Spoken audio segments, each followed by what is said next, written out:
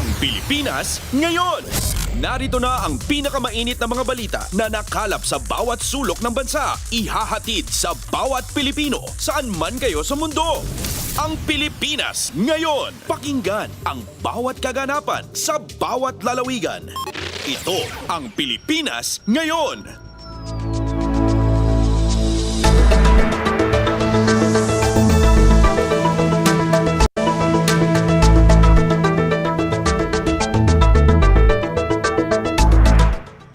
Magandang araw po sa ating mga taga-subaybay sa ating programang Ang Pilipinas Ngayon.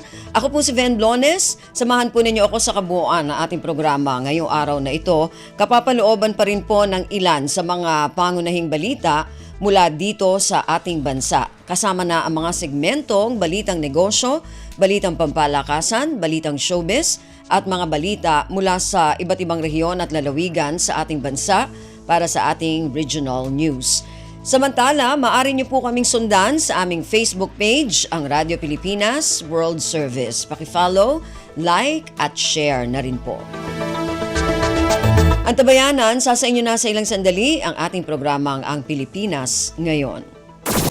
Kumpleto, detalyadong balitaan, di papahuli sa mahahalagang kaganapan. Kamustahin ang inang bayan, ang Pilipinas ngayon.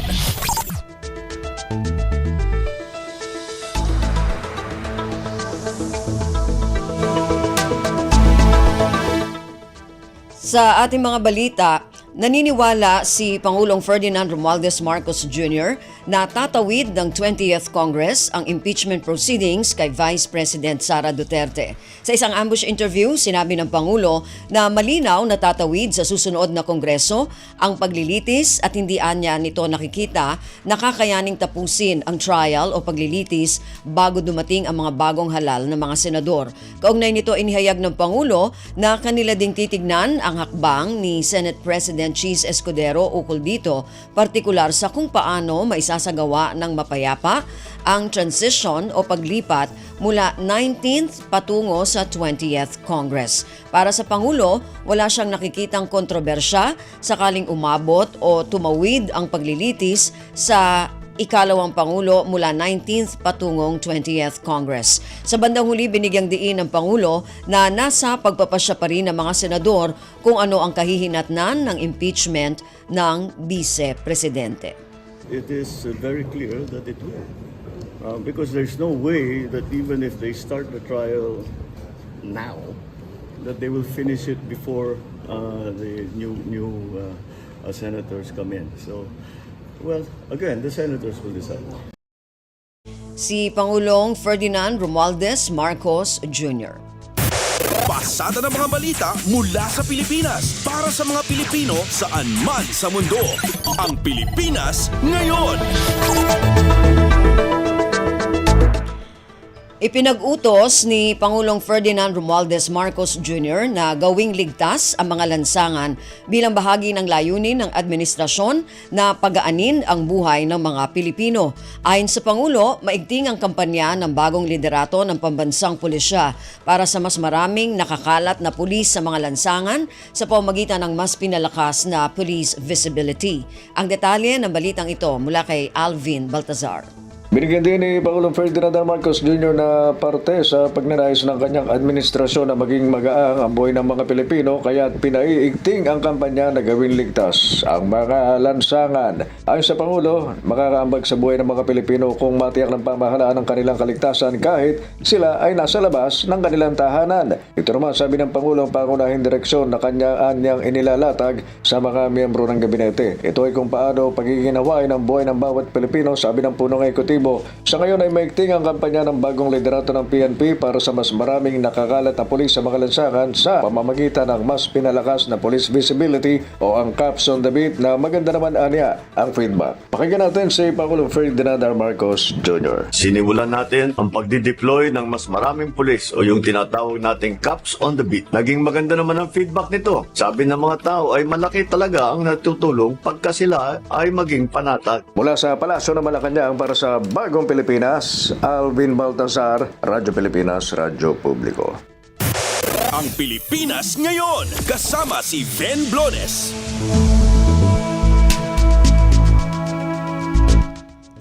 Suporta ng Administrasyong Marcos, maaasahan ng mga guro ngayong nalalapit na ang balik eskwela.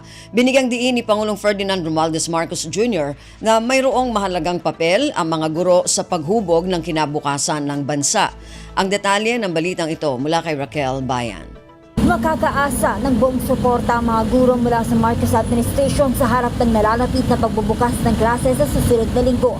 Sa pagbisita ni Pangulong Ferdinand Marcos Jr. sa Tibagan Elementary School, San Miguel, Bulacan, binigyang diin ng Pangulo na ang mga guro pumapasok sa kanilang propesyon hindi para magpayaman, bagkus ay para sa kagustuhan ng mga ito na makapagturo at tumulong sa paghubog ng kinabukasan ng bansa. Dahil dito, sila sa pamahalaan, ipaaabot ang lahat ng suporta na kakailanganin ng mga guro, mapapinansyal man o pagpapababa ng admin load ng mga ito. Sa huli, ginamit rin ni Pangulo Marcos ang pagkakataon upang magpasalamat sa lahat ng guro sa kanilang tulong, sakripisyo at dedikasyon ng mga ito sa kanilang sinumpang tungkulin. Ating mga kabataan, pagka nag-graduate, talagang graduate, magaling na magbasa, magaling mag-mathematics, magaling lahat. At kayang-kaya na nila kung magtutuloy sila ng college o magtrabaho sila, ready na sila. Kahit anong napili nila, ang gagawin nila sa kanilang karir. Kaya maraming salamat sa tulong ninyo at sa lahat ng tuturuan ninyo mga kabataan, napakalaki ang utang na loob nilang lahat at namin lahat sa inyo. Mula sa Malacanang para sa Bagong Pilipinas, Raquel Bayan, Radyo Pilipinas, Radyo Publiko. Kumpleto, detalyadong balitaan, di papahuli sa mahahalagang kaganapan. Kamustahin ang inang bayan, ang Pilipinas ngayon. Pangulong Ferdinand Romualdez Marcos Jr. kontento sa pagsisimula ng Brigada Eskwela para sa nalalapit na pasukan sa Hunyo 16. Ayon sa Pangulo, nakatutok para sa pasukan sa susunod na linggo ang Department of Education, Department of Public Works and Highways at Department of Information and Communications Technology. Ang detalye ng balitang ito mula kay Raquel Bayan. Kontento si Pangulong Ferdinand Marcos Jr. sa Brigada Eskwela at sa itinatakbo ng iba pang paghahanda para sa nalalapit na pasukan ng mga mag-aaral sa June 16. Sa ambush interview sa Tibagan Elementary School sa San Miguel, Bulacan, siniguro ng Pangulo na hindi lamang ang Education Department ang nakatutok para sa pagbubukas ng klase sa susunod na linggo. Nariyan rin anya ang DPWH at DICT na nakatutok sa mga infrastruktura at internet connection na kakailanganin sa mga paaralan. Sabi ng Pangulo, nasa 27 million na mag-aaral ang inaasa ang papasok para sa paparating na school year. Nasasabayan rin ang pagpasok ng karagdagang 20,000 na bagong guro. Patuloy ang pamahalaan sa pagtulong sa mga guro at sa pagpapababa ng administrative loads ng mga ito. Pagtitiyak ni Pangulong Marcos, handa ang buong pamahalaan na ibigay at ipaabot ang anumang suporta at supply na kakailanganin ng mga guro at ng mga mag-aaral para sa nalalapit na pasukan. Alright, but otherwise, I'm very happy that we are doing a better job, I think, in preparing for the school year. And everybody has already been enrolled into this effort. Hindi lamang ang DepEd, kundi lahat ng mga iba't ibang department. We are all on board here to do and supply and provide whatever it is that our school children need. And that's why we are here today. So, Mula sa Malacanang para sa Bagong Pilipinas, Raquel Bayan, Radyo Pilipinas, Radyo Publiko. Pasada ng mga balita mula sa Pilipinas para sa mga Pilipino saan man sa mundo. Ang Pilipinas ngayon.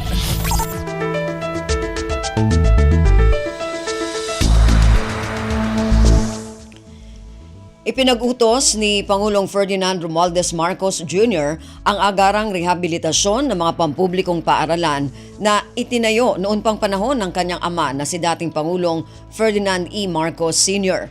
Ayon kay Pangulong Marcos, dapat ay napalitan na ang mga ito 20 taon na ang nakalilipas. Binigyang diin ng Pangulo ang agarang pagpapanumbalik sa dati ng mga paaralan para matiyak ang kaligtasan at kaayusan ng kapaligiran ng mga estudyante sa kanilang pag-aaral.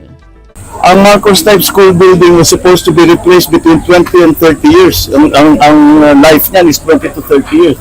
Pero ayan, at least mabuti na lang at nagagamit pa. But we really have to look at the rehabilitation of many of them. Si Pangulong Ferdinand Romualdez Marcos Jr. Ang Pilipinas ngayon, kasama si Ven Blones. Isa sa nakitang problema ni Pangulong Ferdinand Romualdez Marcos Jr. sa ilang mga pampublikong paaralan ng bansa ang palikuran o banyo. Ayon sa Pangulo, isa sa dapat bigyang prioridad sa rehabilitasyon ang pagkakaroon ng maayos na supply ng tubig sa mga banyo. Anya, kaligtasan at kalusugan ng mga estudyante ang dapat prioridad sa loob ng paaralan. Basic yan eh. Kasi pati yung health ng bata natatamaan eh. Na magkakasakit yan kung hindi malinis ang mga pinupuntahan nila mga bathroom. Kawawa naman. So that's one of the areas that we are really going to focus on. Just on the health and safety of the kids. Of course, that's the most basic and most important thing that we have to do.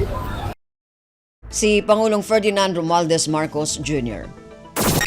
Kumpleto, detalyadong balitaan, di papahuli sa mahahalagang kaganapan. Kamustahin ang inang bayan, ang Pilipinas ngayon. Department of Agriculture Secretary Francisco Tiu Laurel Jr. ipinag-utos ang mabilis na paghatid ng resulta para sa mga magsasaka at mangingisda. Ayon sa kalihim, ang pagpapanatili sa kanya ni Pangulong Ferdinand Romualdez Marcos Jr. bilang miyembro ng gabinete ay resulta ng kumpiyansa at direksyon ng ahensya sa pagharap sa mga hamon. Ang detalye ng balitang ito mula kay Ray Ferrer. Hinimok ni Agriculture Secretary Francisco Tiu Laurel Jr. ang mga opisyal at kawanin nito na gawing mabilis ang paghatid sa mga konkretong resulta ng mga inindorsong programa ni Pangulong Ferdinand R. Marcos Jr. Sinabi ng kalihim na ang pagpapanatili sa kanya ng Pangulo bilang miyembro ng gabinete ay resulta ng kumpiyansa at direksyon ng ahensya sa pagharap sa mga hamon. Inikaya dito ang kanyang mga opisyal at kawani na gamitin itong inspirasyon upang umaktong mas mabilis, disiplinado at may malasakit upang mabago ang sektor ng agrikultura. Pinaalalahanan ni Tiu Laurel ang mga empleyado na hindi sapat ang palakpakan, mas mahalaga ang tunay na resulta.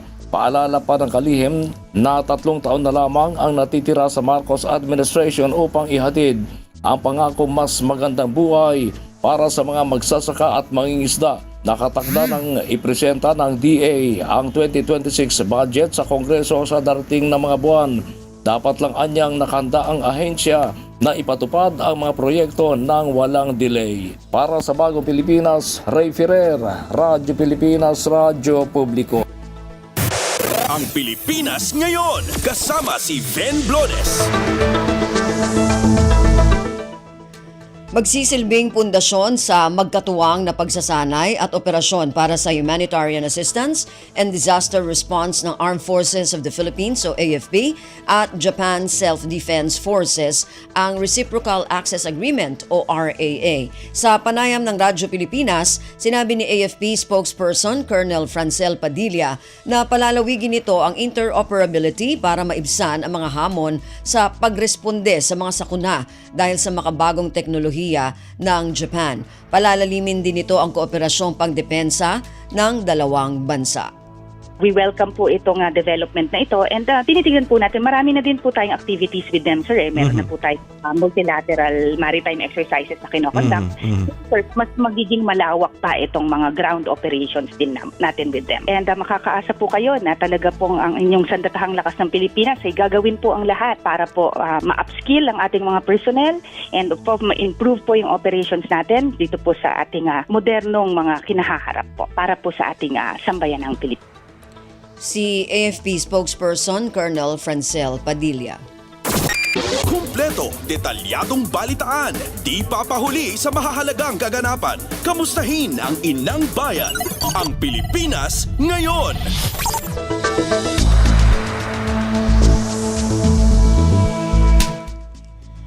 Isang mambabatas na nawagan sa Bicameral Committee ng agarang pag-aaproba sa panukalang pagtaas ng sahod bago ang State of the Nation Address o SONA ni Pangulong Ferdinand Romualdez Marcos Jr. Ayon kay TUCP Party List Representative Raymond Democrito Mendoza, nakahandang makipagtulungan ang mga kongresista sa mga senador upang mapag-isa ang 200 at 100 piso na bersyon ng wage hike bills at maratipikahan.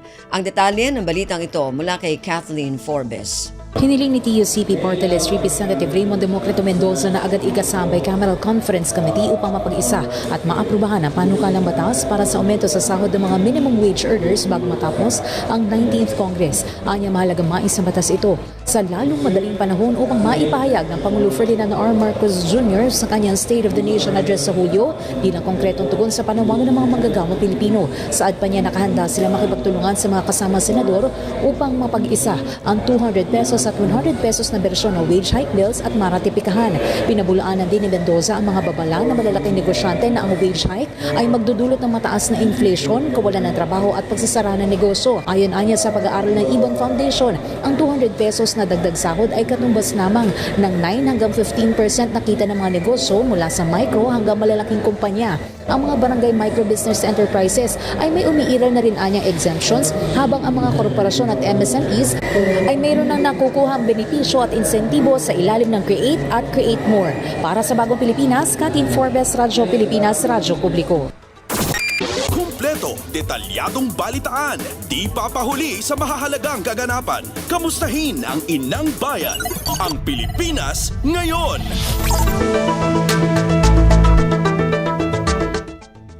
Samantala, mula naman sa Senado, umapela sa Kamara si Senador Juan Miguel Zubiri na pagtibayin na lamang ang bersyon ng Senado na 100 peso legislated wage hike bill. Ayon sa naturang senador, bagamat mas nais niya na maaprubahan ang 200 peso daily wage hike, ay malakian niya ang tsansa na maaring i-veto ito ni Pangulong Ferdinand Romualdez Marcos Jr. dahil kailangan rin anyang ibalanse ang kakayahan ng mga negosyo para ipatupad ito. Ang detalye ng balitang ito mula kay Nympha Asuncion. Umaasa si Senador Juan Miguel Zubiri na i-adapt ng Kamara ang bersyon ng Senado ng legislated wage hike bill.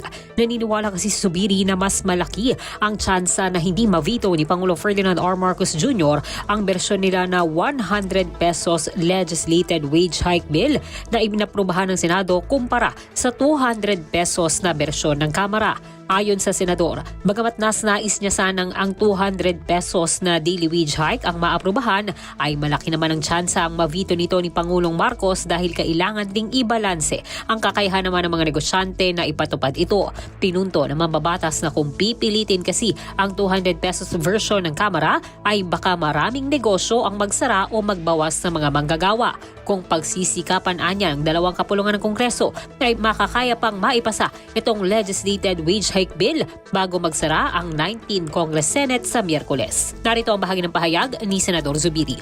Well, ako, I stand to my position on the 100 peso legislative wage hike. Why? Kasi yung 100 peso wage hike has a less chance of being vetoed. Kung ako sana, i-adopt na lang nila ang Senate version and let's pass it into law because kailangan talaga natin manggagawa itong additional boost ng kanilang income. Pero huwag sana isabotahe kasi kung masyadong mataas, masasabotahe talaga. Kasi marami akong nakausap ng mga negosyante at mga may-ari ng mga public. Ang sabi nila, yung 100 pesos is doable. Pero ang hingin lang nila after that, sa wage board na lang ulit ibabalik yung... Mula Senado, para sa Bagong Pilipinas, Nympha Asuncion, Radyo Pilipinas, Radyo Publiko. Pasada ng mga balita mula sa Pilipinas para sa mga Pilipino saan man sa mundo. Ang Pilipinas ngayon.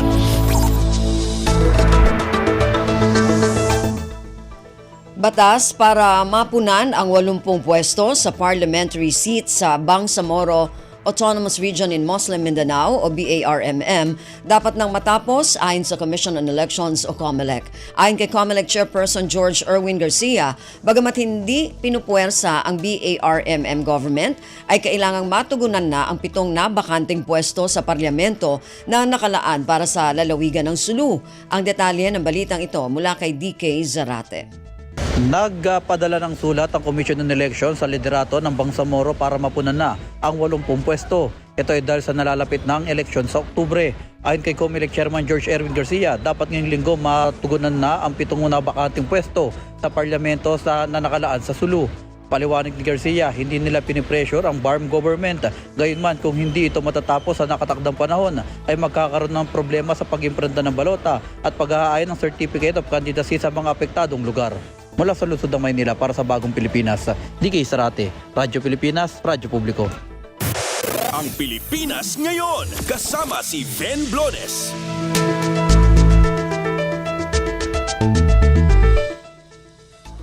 Sasalang sa virtual arraignment si dating Negros Oriental Representative Arnie Teves Jr. kaugnay ng pagpatay kay Governor Roel Degamo. Ayon kay Ferdinand Topacio, isa sa legal counsel ni Teves, gagamitin ang Microsoft Teams sa pagdinig ng Manila RTC Branch 51. Nakaharap si Teves sa 10 counts ng murder, 13 counts ng frustrated murder at 5 counts ng attempted murder kaugnay sa pag-atake sa bahay ni Degamo noong Marso ng 2023 kung saan ayon sa ulat 11 ang napatay. Kasalukuyang nakakulong si Teves sa pasilidad ng NBI matapos ma-deport mula sa bansang Timor-Leste. Kumpleto, detalyadong balitaan, di papahuli sa mahahalagang kaganapan. Kamustahin ang inang bayan, ang Pilipinas ngayon.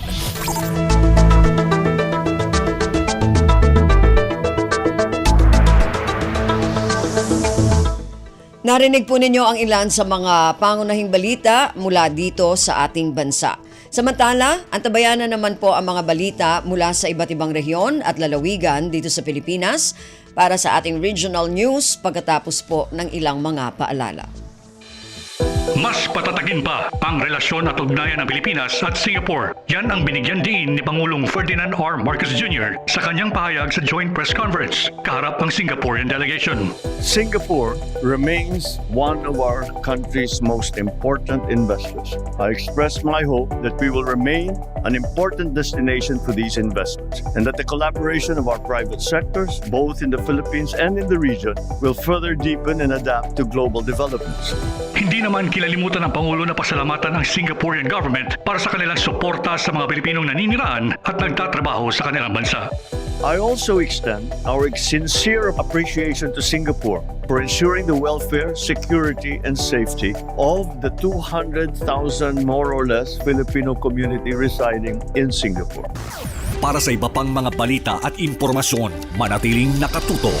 Tapat sa pag-uulat. Radyo Pilipinas, Radyo Publiko, 738. Sa paglulunsad ng Brigada Eskwela 2025, siniguro ni Pangulong Ferdinand R. Marcos Jr. na mas malawak ang suportang ibibigay ng pamahalaan para sa mga guro na kanyang itinuturing bilang mga bayani. Para sa akin, kayo yung mga talagang hero. Susuportahan namin kayo. Hindi lamang sa financial support, kung hindi, pati na sa mga retraining. Ito nga, yung pinabawasan nating administrative duties, yung mga ganyang klase para makapagturo kayo ng mabuti. Taos-puso ring pinasalamatan ng Pangulo ang ating mga guro para sa kanilang dedikasyon sa pagtuturo. Kaya maraming salamat sa tulong ninyo at sa lahat ng tuturuan ninyo mga kabataan, napakalaki ang utang na loob nilang lahat at namin lahat sa inyo, mga teacher. Para sa iba pang mga balita at impormasyon, manatiling nakatuto. Tapat sa pag-uulat. Radyo Pilipinas, Radyo Publiko, 738. Paliwanag mo sa tao na hindi totoo yan. Dahil ang totoo, yung totoo ang dapat ninyong malaman. Nagkalat sa internet ang fake news o mali at fake news. Tinatapon niyo yung tao. What they are doing is creating panic. We say no. Yung pagkalat ng fake news. And some of it's dangerous. Sana iwasan po natin pag-spread ng fake news. At di magpapakalat ng disinformation at misinformation ang kasulukuyang administrasyon. Stop telling us fake news because you're wrong. Para sa totoo at mapagkakatiwalaang mga balita at impormasyon, Radyo Pilipinas. Radyo Pilipinas World Service Online. Reaching you in digital format. Anytime, anywhere. From Manila, Philippines. Balita mula sa lalawigan sa bawat rehiyon ng ating bayan. Dito sa Ang Pilipinas Ngayon.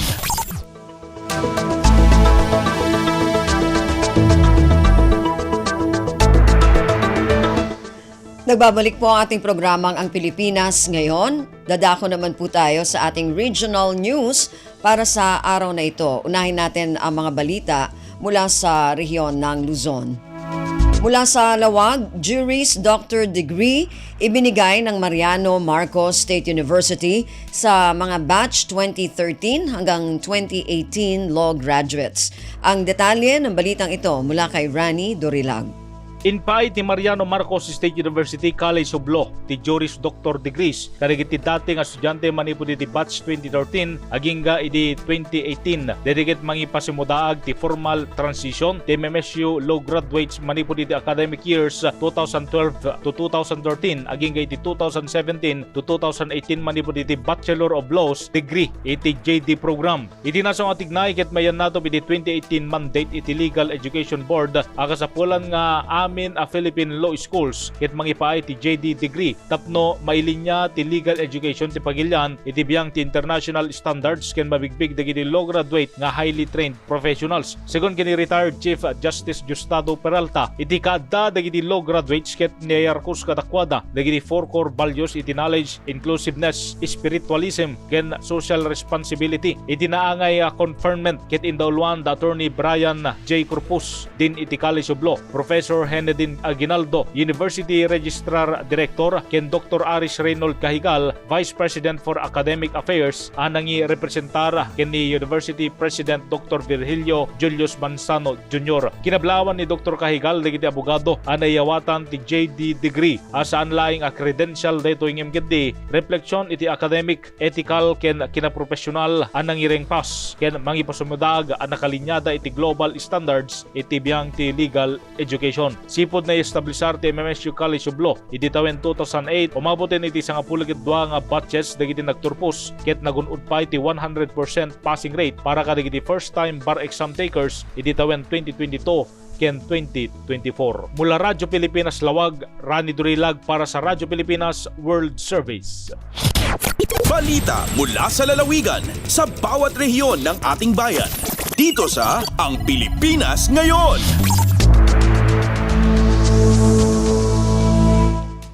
Maraming salamat, Rani. Yan ang ulat mula sa Lawag.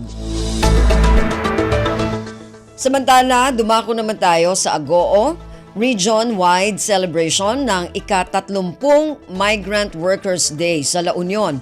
Matagumpay na isinagawa bilang pagpupugay sa mga overseas Filipino worker. Ang detalye ng balitang ito mula kay Albert Kawile.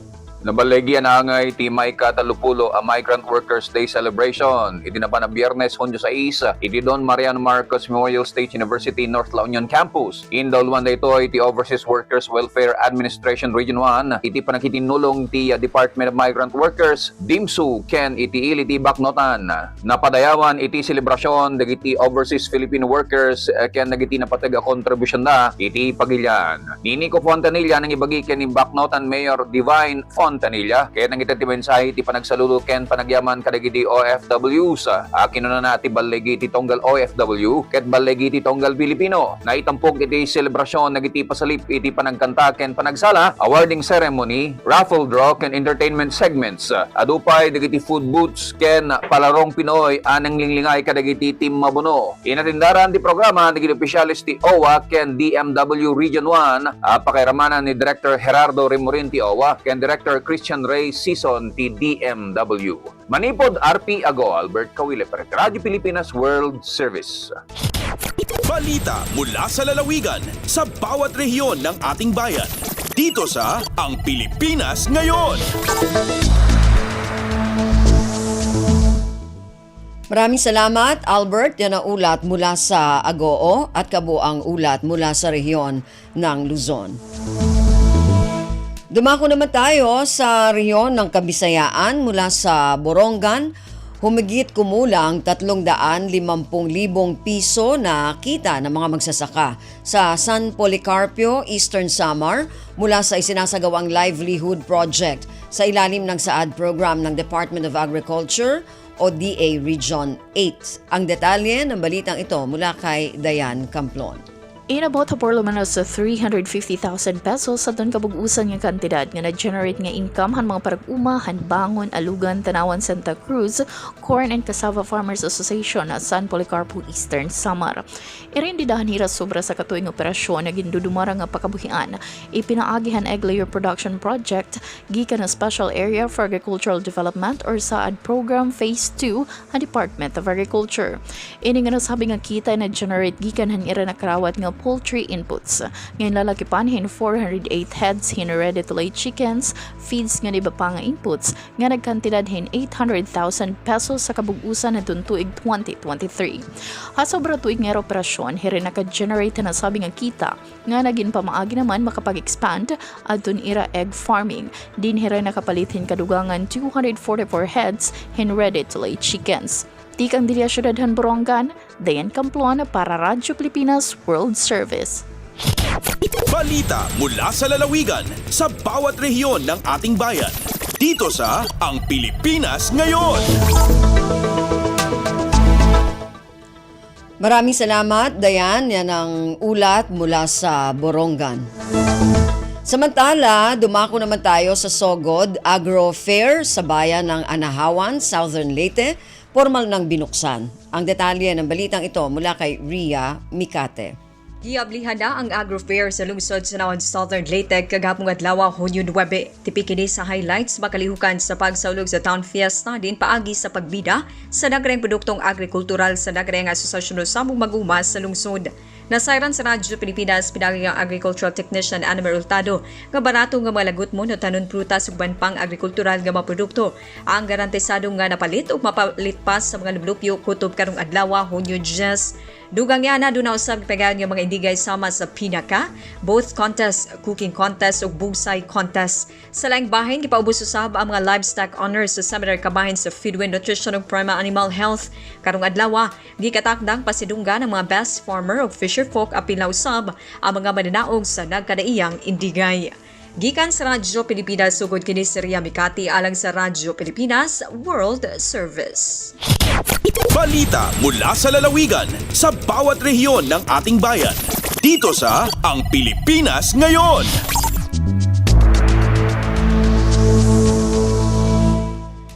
Maraming salamat, Ria. Yan ang ulat mula sa Sogod. At kabuang ulat mula sa rehiyon ng Kabisayaan. Samantala, dumako naman tayo sa rehiyon ng Mindanao mula sa Cagayan de Oro. SM Cares nanguna sa isang coastal cleanup drive sa selebrasyon ng World Oceans Day 2025. Ang detalye ng balitang ito mula kay Kokoy Medina. Alayon sa selebrasyon sa World Oceans Day 2025, ang SM Cares kauban ang SM Uptown Mall o SM Downtown Mall ang nagpasiugda sa usa ka coastal cleanup drive sa barangay Lapasan ni adtong Hunyo 7 ning kasamtangang tuig. Ang mga mamuo sa mga mall uban ang lokal nga panggamhanan ning dakbayan sa Cagayan de Oro City Local Environment and Natural Resources o Jollibee Food Corporation ang voluntaryong may partisipar sa usa ka makahuluganon nga inisyatiba sa pagputiher sa atong kalipukan. Ang tema sa selebrasyon na karong tuiga mao ang Wonders Sustaining What Sustains Us, usa ka kusganon nga pahinumdum nga ang atong kadagatan adunay dakong papel sa atong kinabuhi o ang atong hiniusang responsibilidad ang gikinahanglan sa pagprotektar niini. Gikan dinhi sa Radyo Pilipinas Cagayan de Oro, Kokoy Medina, alang sa Radyo Pilipinas World Service. Balita mula sa lalawigan sa bawat rehiyon ng ating bayan. Dito sa Ang Pilipinas Ngayon.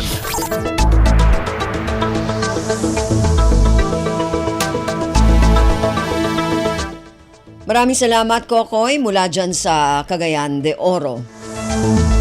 Samantala, dumako naman tayo sa Zamboanga, Department of Social Welfare and Development, Field Office 9, agad na namahagi ng tulong sa mga pamilyang nabaha sa Zamboanga City. Ang detalye ng balitang ito mula kay Bless Eboyan. Gipanguluhan sa Department of Social Welfare and Development o DSWD Field Office 9 kauban ang City Social Welfare and Development Office ang pagpanghatag og family food packs o FFP sa 768 ka mga pamilya nga naapektuhan sa pagbaha sa Zamboanga City tungod sa low pressure area ug habagat. Base sa impormasyon gikan sa DSWD9, adunay 1,211 ka mga pamilya o mukabat sa 4,340 ka mga individual ang nabahaan sa Zamboanga City kaniadtong mga nilabay nga adlaw. Gawa sa FFPs nakadawat usab ang mga naapektuhan sa baha ug mga habol ug banig gikan sa CSWDO. Tungod kay nisugod na og nindot ang panahon, daghang pamilya ang nibalik sa ilang mga balay apan adunay 267 ka mga pamilya o 850 ka mga individual ang nagpabilin sa 5 ka evacuation center. Sa pagkakaroon na ay giandam nga 48,669 ka family food packs ang DSWD9 nga nakastock sa Tatuan Warehouse sa lungsod para sa panahon sa pagpanginahanglanon o emergency. Gapadayon usab ang DSWD sa pagbantay sa kahimtang ug andam silang mutabang sa tanang oras samot na sa paghimo og relief operations. Gikan diri sa Radyo Pilipinas Zamboanga, kini si Bless Iboyan para sa Radyo Pilipinas World Service. Balita mula sa lalawigan sa bawat rehiyon ng ating bayan. Dito sa Ang Pilipinas Ngayon. Maraming salamat, Bless. Yan ang ulat mula sa Zamboanga at kabuang ulat mula sa rehiyon ng Mindanao.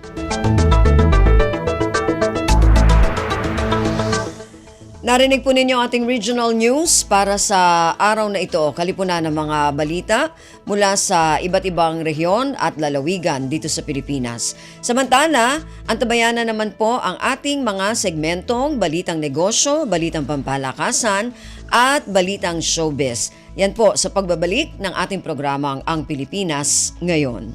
This is a public service announcement. Discipline is the key. Umiwas sa aksidente sa daan. Ang pagmamaneho ay may kaakibat na responsibilidad, hindi basta mapaandar lang ang sasakyan. Kilatisin ang sarili, ang kahandaan sa manibela, siguruhing inyong konsentrasyon ay hindi magagambala. Importante rin na ating laging isipin, init ng ulo ay huwag pairalin, bagkus kaligtasan ng lahat ang siyang dapat unahin. Isang mahalagang paalala mula sa Presidential Broadcast Service at Radyo Pilipinas, Radyo Publiko, 738. This is a public service announcement. From PBS, Presidential Broadcast Service at Radyo Pilipinas, Radyo Publiko, 738. Mas patatagin pa ang relasyon at ugnayan ng Pilipinas at Singapore. Yan ang binigyan din ni Pangulong Ferdinand R. Marcos Jr. sa kanyang pahayag sa Joint Press Conference kaharap ang Singaporean delegation. Singapore remains one of our country's most important investors. I express my hope that we will remain an important destination for these investments and that the collaboration of our private sectors, both in the Philippines and in the region, will further deepen and adapt to global developments. Hindi naman kilalimutan ng Pangulo na pasalamatan ang Singaporean government para sa kanilang suporta sa mga Pilipinong naniniraan at nagtatrabaho sa kanilang bansa. I also extend our sincere appreciation to Singapore for ensuring the welfare, security, and safety of the 200,000 more or less Filipino community residing in Singapore. Para sa iba pang mga balita at impormasyon, manatiling nakatuto. Tapat sa pag-uulat, Radyo Pilipinas, Radyo Publiko, 738. Saan man, anumang oras, konektado ka sa Radyo Pilipinas World Service Online. Online digital na serbisyo para sa Pinoy sa bagong Pilipinas. Radyo Pilipinas World Service Online. Lagay ng ekonomiya, kalakalan, negosyo at iba pa. Atin ang alamin dito sa Ang Pilipinas Ngayon.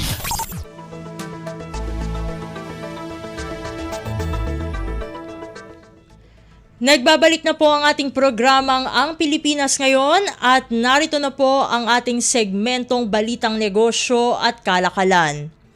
Tiniyak ng Department of Finance o DOF ang pagsisikap ng pamahalaan na isagawa ang mga estratehiya upang palakasin ang labor force sa bansa.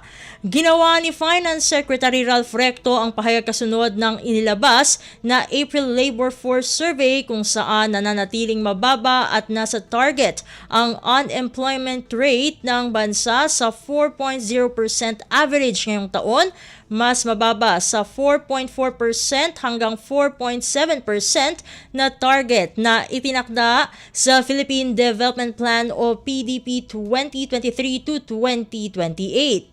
Nanatiling mababa rin ang underemployment rate sa 14.6% habang lumago ang empleyo sa mga ilang pangunahing sektor. Ayon kay Recto, alinsunod sa direktiba ni Pangulong Ferdinand R. Marcos Jr., itinataguyod ng economic team ang isang labor market na matatag, inklusibo at globally competitive. Ito aniyang susi para mapakinabangan ang demographic dividend, pagpapatatag ng ating paglago at pag-angat ng mas maraming Pilipino mula sa kahirapan. Lagay ng ekonomiya, kalakalan, negosyo at iba pa. Atin ang alamin dito sa Ang Pilipinas Ngayon.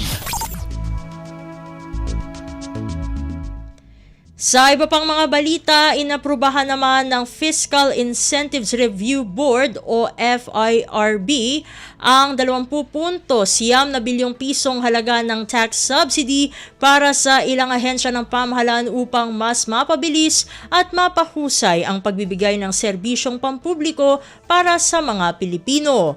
Ang tax subsidy ay nangangahulugang sasagutin ng pamahalaan ng buwis at iba pang bayarin na karaniwang binabayaran ng mga institusyong pampubliko. Sa ganitong paraan, mas matututukan ng mga ahensya ng gobyerno ang kanilang pangunahing tungkulin na maghatid ng dekalidad na serbisyo sa mamamayan. Ayon kay Finance Secretary Ralph Recto, ito ay alinsunod sa direktiba ni Pangulong Ferdinand R. Marcos Jr. na maghatid ng mas mabilis at tumutugong serbisyo publiko.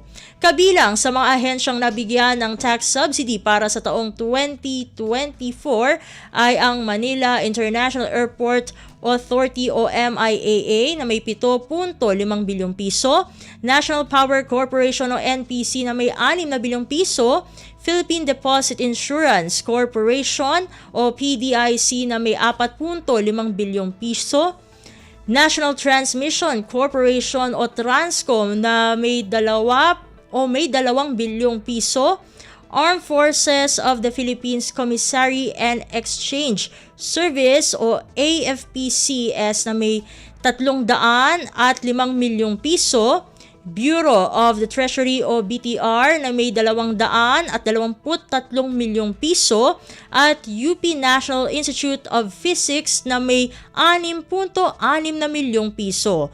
Para naman sa 2025 ay kabilang dyan ang Bureau of the Treasury o BTR na may 223.2 milyong piso at Armed Forces of the Philippines Commissary and Exchange Service o AFPCS na may 58.5 milyong piso. Lagay ng ekonomiya, kalakalan, negosyo at iba pa. Atin ang alamin dito sa Ang Pilipinas Ngayon. Samantala, kasabay ng pagsasaayos sa Ninoy Aquino International Airport o NAIA, dinidevelop na rin ng pamahalaan ang mga regional airports sa Pilipinas. Ayon kay Pangulong Ferdinand R. Marcos Jr., layunin itong gawing mas madali at mas maginhawa ang pagdating at pag-alis sa bansa ng mga biyahero, lalo na sa mga lugar na hindi na kailangang dumaan pa sa Maynila. Sabi ng Pangulo, malaking tulong ito para sa mga overseas Filipino workers o OFWs na bumabalik sa bansa upang diretso na ang kanilang biyahe sa mga malalapit na paliparan sa lugar na kanilang uuwian. Aniya, mahalaga ang mga paliparan bilang unang bilang una at huling karanasan ng mga turista sa bansa, kaya't hindi lamang dapat maganda ang mga destinasyon kundi pati na rin ang mga paliparan na bubungad sa mga ito. Dagdag pa ni Pangulong Marcos, ang pagpapaganda ng mga regional airport ay bahagi ng pagsisikap na mapabuti ang sistema ng transportasyon sa bansa para sa kapakinabangan ng mga Pilipino at ng mga dayuhang bumibisita. Lagay ng ekonomiya, kalakalan, negosyo at iba pa. Atin ang alamin dito sa Ang Pilipinas Ngayon. At para naman sa halaga ng palitan, ayon sa Bangko Sentral ng Pilipinas, ngayong Martes, Hunyo 10, ang halaga ng piso kontra dolyar ay nasa 55 piso at 82 sentimo. Ang Japanese yen naman ay nagkakahalaga ng 39 na sentimo. Ang Singaporean dollar ay 43 piso at 41 sentimo. Nasa 4 na sentimo naman ang won ng South Korea at nagkakahalaga ng 7 piso at 78 sentimo ang isang yuan ng China. Sa iba pang palitan, ang Hong Kong dollar ay nagkakahalaga ng 7 piso at 11 sentimo. Ang British pounds naman ay katumbas ng 75 piso at 64 na sentimo. Nasa 63 piso at 76 na sentimo ang euro. Nasa 40 piso at 76 na sentimo ang Canadian dollar, habang ang Saudi Arabian rial ay nagkakahalaga ng 14 na piso at 88 sentimo. Lagay ng ekonomiya, kalakalan, negosyo at iba pa. Atin ang alamin dito sa Ang Pilipinas Ngayon. At dito na po nagtatapos ang ating segmentong Balitang Negosyo at Kalakalan. Para sa Radyo Pilipinas World Service, ito si Steph Vicente. Sa pagbabalik ng Ang Pilipinas Ngayon, atin na pong masusubaybayan ang segmentong Balitang Sports na ihahatid po sa atin ng ating kasamang si Leo Magpayo makalipas ang ilang paalala. Time to celebrate kulturang Pinoy. Tradisyon, musika, sining, literatura at iba pa. Anything and everything fun and Filipino. Ito ang Pinoy Kultura. If there's anything that could describe the Filipino, it's that he loves to eat, which may not be exclusive to the race, but is especially unique because of his ingenuity and creativity when it comes to making food that's not only delicious but affordable. Ika nga, swak sa bulsa at panlasa. And in the case of street food, adventurous. Street food in the Philippines has especially become a fast-growing industry. The more popular ones, ang pinakamabenta, are known to its consumers by their unusual names, tulad ng Adidas, Walkman at Betamax. Sigurado akong na-experience na ng panlasa mo ang paa ng manok, tenga ng baboy, and clotted pig or chicken blood na para bang maliliit na blood cakes, named after what movies used to be watched on, or ang Betamax. Nikay de Guzman in Esquire says in the 50s, livestock was plentiful. Street food sold were the more expensive cuts, chicken or pork barbecue. But when the economic crisis hit in the 70s, Pinoys looked to the parts that normally get thrown out, like intestines and innards. These suddenly became valuable and reinforced the Filipino practice, walang tapon, walang sayang. That in turn brought out the isaw, a word that came from sausawan, where you dip the isaw. But that's just 3 of a variety of street food. There's even a day-old chick boiled or fried, and these days, chicken skin, found more often near bus stops, markets, or workplaces where an ordinary person can grab a quick snack for less than 10 pesos. Ano man ito, banana Q, kamote Q, turon man, kwek-kwek, or tokneneng. In these times of frugality and austerity, laman tiyan siya ng Pilipino at ng kanyang kultura. Yan ang Pinoy Kultura, because our culture is cool. Saan man, anumang oras, konektado ka sa Radyo Pilipinas World Service Online. Online digital na serbisyo para sa Pinoy sa bagong Pilipinas. Radyo Pilipinas World Service Online. Updates at pinakahuling mga usapin sa mundo ng palakasan. Atin ang pakinggan dito sa Ang Pilipinas Ngayon.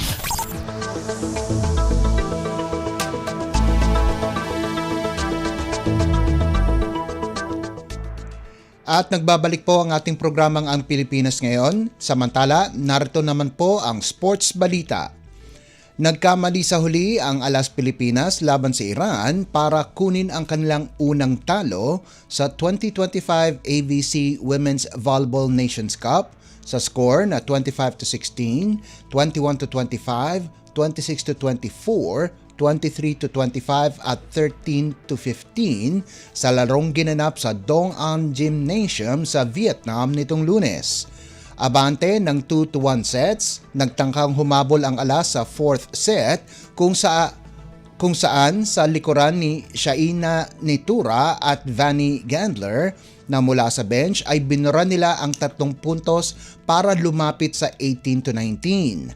Na-block ni Nitura si Shaggy Hassankani para tablahin ang score sa 22-all, subalit nagkamali si Angel Canino at kinuha ng Iran ang set point sa 24-22. Nagpadala naman ng malakas na palo si Fatima Khalil sa kakapasok lamang na si Julia Coronel para dalhin ang Pilipinas sa deciding set. Patuloy ang pananasala ni Nitura para sa Alas sa 5th set kung saan ang reigning UAAP Rookie of the Year ay nagpasabog ng 4-0 run para ibigay ang 11-9 abante. Subalit nakagawa ng back-to-back errors ang Pilipinas para ibigay sa Iran ang mga puntos at gawing 11-all ang score. Nakascore naman si Del Palomata sa gitna at nakakuha ng service ace si Gandler para kunin ng Pilipinas ang 13-11 lead. Subalit nasira ang laro ng Alas sa huli kung saan na-block ni Zara Salehi si Nitura at nakagawa na naman ng attack error si Canino at tuluyan ng kunin ng Iran ang panalo at manatiling malinis pa din ang kanilang record sa 3-0.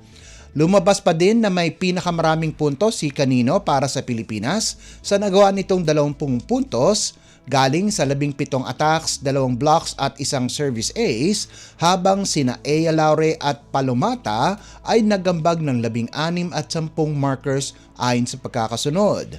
Dumulas ang Alas sa 2-1 record at ngayon nasa ikatlong pwesto sa Pool B.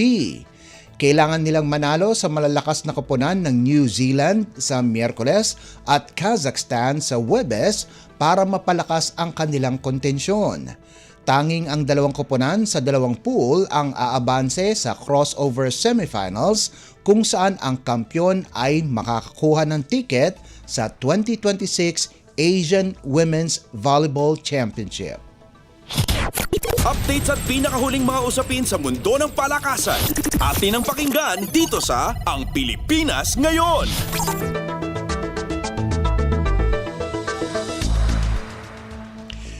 Pangungunahan ni Mark Espejo ang Pilipinas sa oras na i-host ng bansa ang Alas Pilipinas Invitationals mula Hunyo 10 hanggang 12 na gaganapin sa Smart Araneta Coliseum.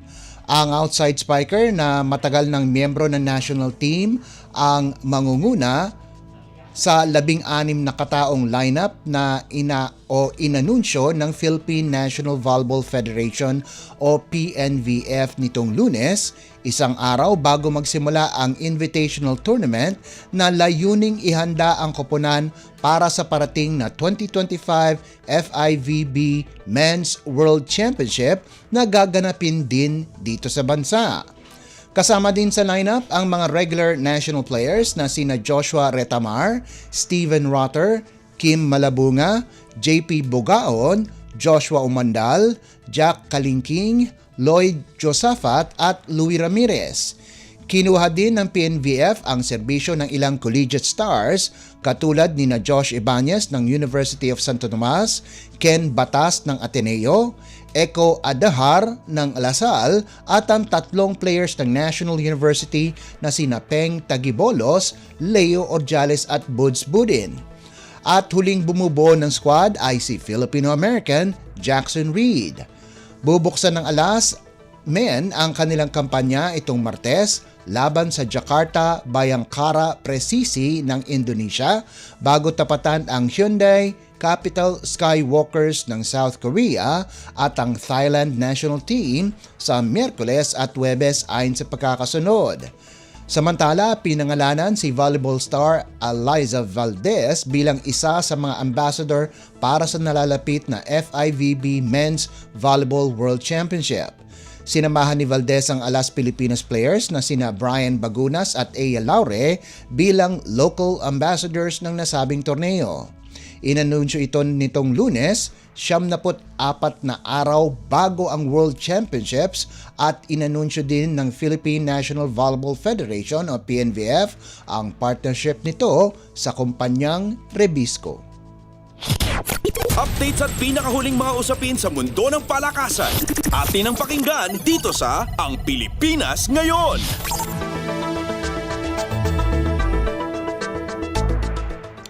Hindi man maganda ang kinalabasan sa pagtatapos ng season para kay Freyan Garcia ng Mapua University, nagbigay naman ito ng positibong bagay para sa Lady Cardinals. Natalo ang koponan mula Intramuros sa Arellano University 27-25, 22-25, 31-29, 20-25 at 15-9 sa NCAA Season 100 Women's Volleyball Battle for Bronze para magtapos sa ika-4 na pwesto sa torneo, subalit nakapagtala si Garcia ng panibagong record sa liga kung saan nakagawa ito ng 38 puntos. Ang 38 puntos ay napangibabawan ang dating record na naitala ni Vanessa Sari ng Colegio de San Juan de Letran na 37 puntos noong second round na kalaban ng Lady Knights ang Arellano. Galing sa 37 atas at isang block ang record ng second-year outside hitter. Bago maglaro para sa Mapua, nasa University of the East High School si Garcia bago tumama ang pandemya. Nagsimula siyang mag-ensayo ng volleyball para sa De La Salle Lipa bago lumipat ng Maynila. Updates at pinakahuling mga usapin sa mundo ng palakasan. Atin ang pakinggan dito sa Ang Pilipinas Ngayon.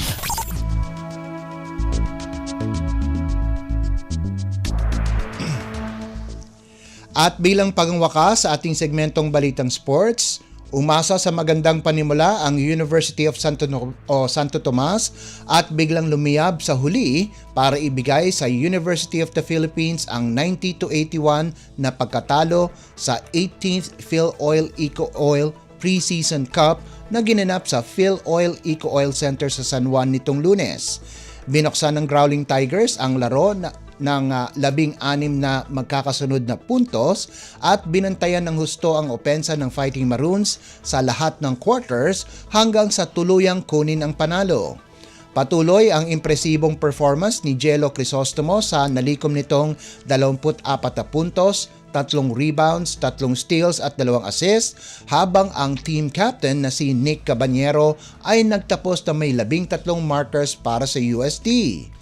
Para sa UP, si Nigerian center Francis Nyoruka ang nakagawa ng impresibong double-double na may 19 na puntos at 10 rebounds, habang nagdagdag si Raylan Torres ng 12 markers. Sa grupo naman ng NCAA, balik sa pagkapanalo ang Letran habang nanalo din ang Lyceum pagkatapos ng 3 laro. Nalusutan ng Knights ang pagtatangka ng Emilio Aguinaldo College sa second half, 81-72, sa likuran ng 17 puntos ni Jimboy Estrada. Nagdagdag naman si June Roque ng 15 puntos, 9 na rebounds, 4 na assists at 2 steals at nanatiling nasa ikalawang pwesto sa team standings ang Letran, tangan ang 3-1 record habang dumula sa 2-1 ang kartada ng Generals.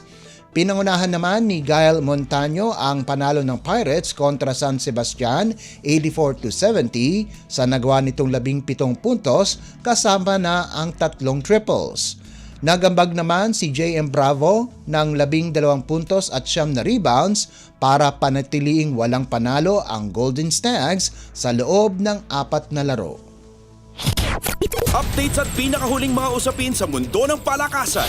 Atin ang pakinggan dito sa Ang Pilipinas Ngayon.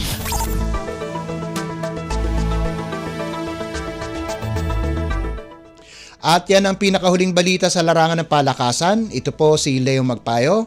Samantala, antabayanan nyo naman po ang ating segmentong Balitang Artista na ihahatid sa inyo ni Mama JT sa pagbabalik ng ating programang Ang Pilipinas Ngayon pagkalipas lang po ng ilang paalala.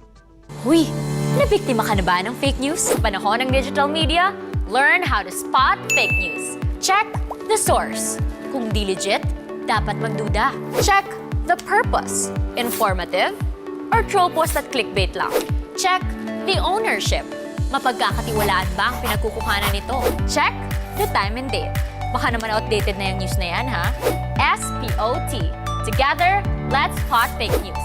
Tiyakin ang katotohanan, fake news ay labanan. A friendly message from PCO, DepEd, CHED, DSWD, DILG, PBS at Radyo Pilipinas.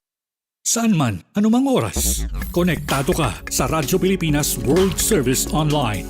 Online digital na serbisyo para sa Pinoy sa bagong Pilipinas. Radyo Pilipinas World Service Online. Ang latest, ang hottest sa showbiz and entertainment. Heto na sa Ang Pilipinas Ngayon.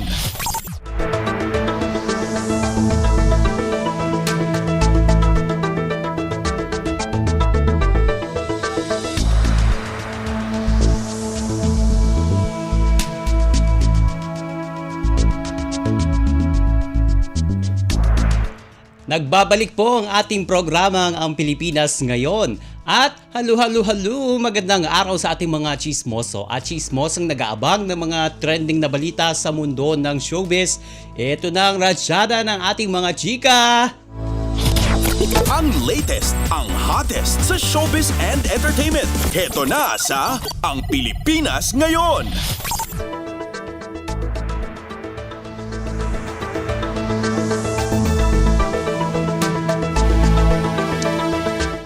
Ito, hindi nakaligtas ang kapuso actress at global fashion icon na si Heart Evangelista sa mga batikos ng mga netizens sa kanyang asawang si Senate President Cheese Escudero. Kahit marami kasi ang natuwa at na-excite sa pagpasok ni Heart sa bahay ni Kuya bilang house guest sa PBB Celebrity Collab Edition, ay may mga hindi nagustuhan ang guesting ni Heart sa naturang reality show nitong linggo, June 8. Mababasa sa social media ang tila pag-bash ng mga netizens sa kapuso star na karamihan ay nagsabing hindi raw muna sila manonood ng PBB habang nasa loob ng bahay ni Kuya ang actress. Ang dahilan kasi, bad trip sila sa asawa ni Heart na si Senator Cheese Escudero na inaakusahang dinidelay ang impeachment trial laban sa Vice Presidenteng si Sara Duterte. Bukod sa ilang senador at kongresista, nagpahayag din ng galit at pagkadismaya ang ilang personalidad kay Senator Cheese dahil sa hindi matuloy-tuloy na impeachment trial sa Vice Presidente. Samantala, speaking of pagpasok ni Heart sa Pinoy Big Brother, umaura ang fashion icon sa loob ng ilang oras. Siyempre, super kilig naman ang hatid ni Heart sa mga natitirang housemates sa kanyang pagpasok sa loob. Bumisita rin sandali bukod kay Heart itong sina Kim Chiu, si Paolo Avellino, Charo Santos at Ding Dong Dantes. Ganun din sina Donnie Pangilinan, David Licauco, ang Korean star na si Kim Jisoo, Michelle D at ang Bini members na sina Stacy and Joanna, maging ang kapuso actors na sina Mavi Legaspi at si Bianca Umali. Ang latest, ang hottest sa showbiz and entertainment. Heto na sa Ang Pilipinas Ngayon.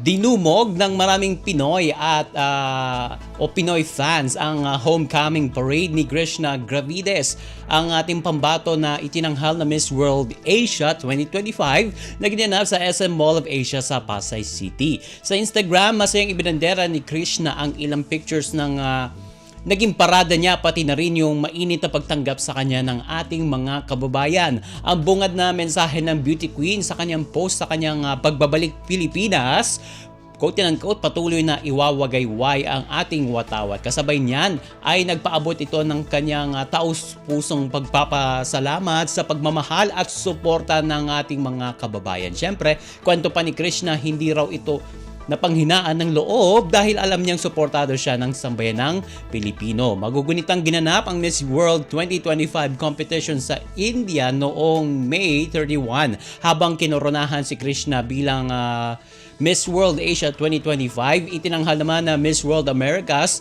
and Caribbean ang pambato ng Martinique. Ang nag-uwi ng titulong Miss World Africa naman ay ang Ethiopia. At ang Miss World Europe naman ay mula sa Poland. At syempre, ang bagong reyna naman ng Miss World pageant ay si Suchata Chowdhury mula sa bansang Thailand. Ang latest, ang hottest sa showbiz and entertainment. Heto na sa Ang Pilipinas Ngayon.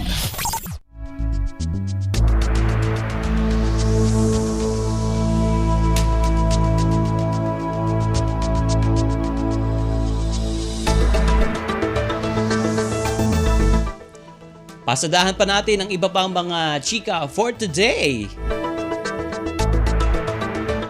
Mas tumitindi ang closeness ni na Kapuso star Bea Alonzo at ni Vince Co dahil namataan daw kasi itong si Bea na kasama ang rumored boyfriend na si Vince nga. Gayon din ang kanyang ina na si Susan Co na siyang asawa ng may-ari ng isang supermarket chain of companies. At syempre kapatid na babae din sa isang event kamakailan. At si Vincent naman ay anak ni na Lucio Tan at Susan Co na isa lang naman sa mga pinakamayayamang bilyonaryo sa bansa. At syempre nga nabanggit natin ay ang may-ari ng chain of supermarkets dito sa Pilipinas. Matatanda ang nauna nang umugong ang tungkol sa romance na namamagitan sa kanilang dalawa nang maispatan silang magkasama sa isang bakasyon sa Spain. Samantala, may nakakakilig na tribute post naman ang singer social media personality na si Chloe San Jose para sa kanyang partner na two-time Olympic gold medalist na si Carlos Yulo na muli namang nakasungkit ng gintong medalya sa 2025 Men's Artistic Gymnastics Junior Asian Championship na ginanap sa Jecheon, South Korea.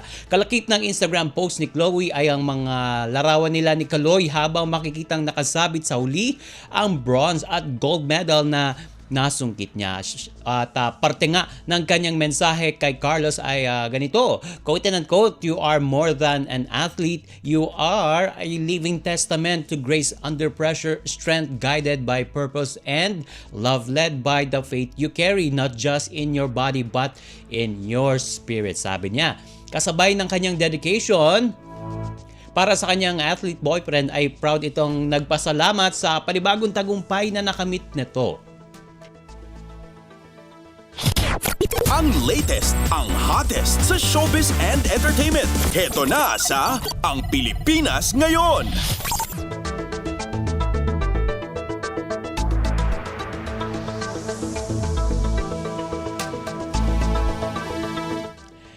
And OMG, wala na tayong sapat na oras para sa ating balitang artista. Maraming salamat mga kachismis sa paikinig sa aking mga chika for today. Ako po si Mama JT para sa Radyo Pilipinas World Service. Nagbabalik na po ang ating kasamang si Miss Ven Blones. Ang latest, ang hottest sa showbiz and entertainment. Heto na sa Ang Pilipinas Ngayon.